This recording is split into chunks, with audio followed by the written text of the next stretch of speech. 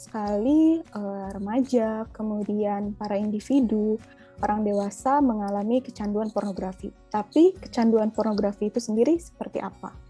Menurut Davis, kecanduan adalah bentuk ketergantungan secara psikologis antara seseorang dengan suatu stimulus yang biasanya tidak selalu berupa suatu benda atau zat. Sebagian besar penelitian tentang kecanduan menunjukkan bahwa kecanduan mengaktifkan daerah di otak yang berkaitan dengan motivasi dan juga sistem reward atau penghargaan. Secara khusus, kecanduan mengubah sistem pada tubuh. Pada awalnya, ketika seseorang dengan kecanduan menggunakan zat atau melakukan perilaku tertentu, mereka menerima aliran dopamin yang sangat intens, yang menyebabkan individu merasa senang dan mendapatkan penghargaan. Seiring waktu, tubuh menghasilkan lebih sedikit dopamin, dan tubuh bergantung pada zat atau perilaku untuk merasakan aliran dopamin.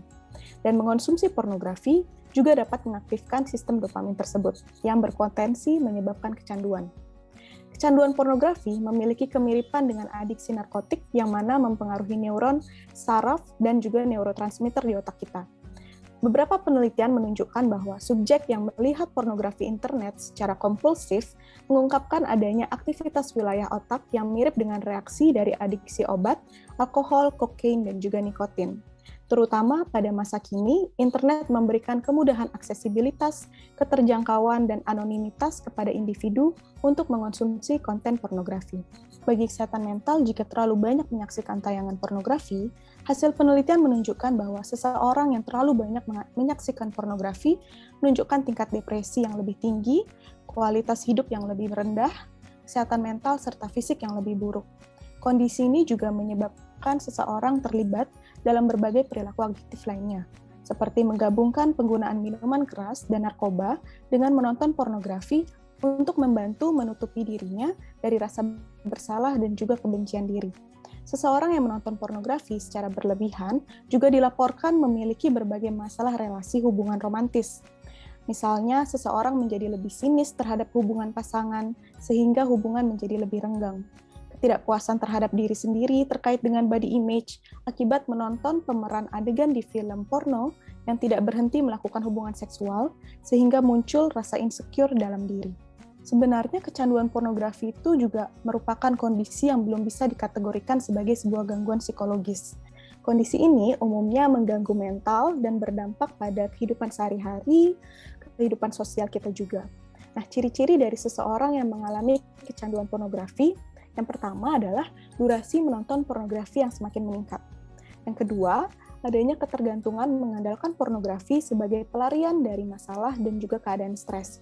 Yang ketiga, adanya perasaan bersalah setelah menonton pornografi, namun perilaku ini tetap diulang.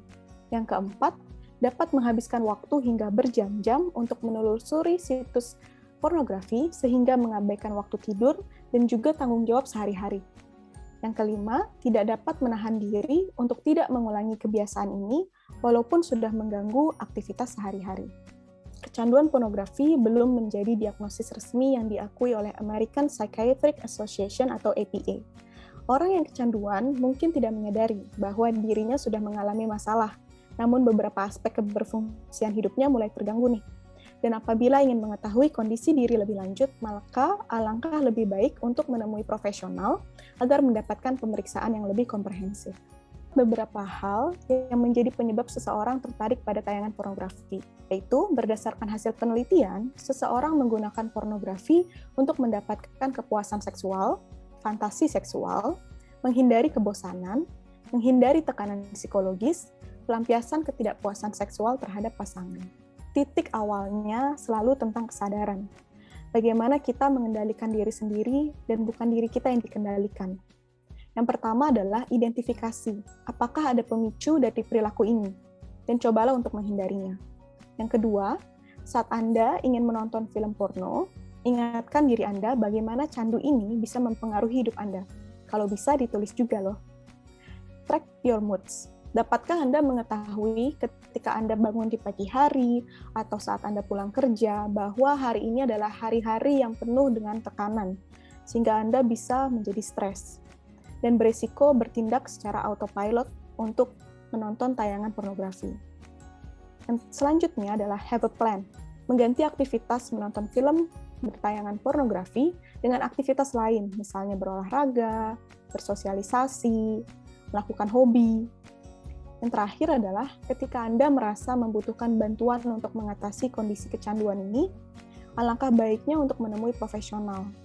Relief memiliki berbagai layanan konseling bersama psikolog yang berkompeten dalam bidangnya masing-masing untuk membantu Anda mengenali gambaran kondisi secara umum dan kita mencari solusi bersama.